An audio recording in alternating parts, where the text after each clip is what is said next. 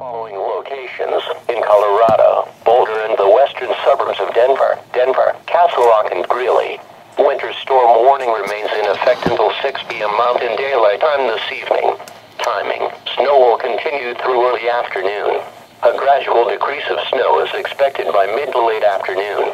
Snow accumulations, 8 to 14 inches, except 4 to 8 inches closer to Greeley. Wind, north 15 to 25 miles per hour with gusts to 35 miles per hour east of Interstate 25. Impacts: visibilities will be reduced to less than 1/4 mile at times due to snow and blowing snow. As a result, travel will be dangerous as roads will be snow-packed due to blowing and drifting snow. Road conditions may improve this afternoon as snow intensity decreases.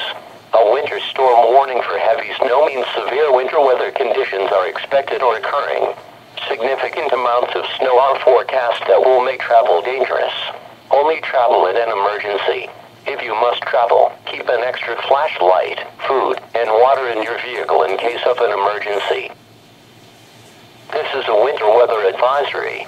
For the following, in Colorado, Fort Collins, winter weather advisory remains in effect until 6 p.m. Mountain Daylight Time this evening.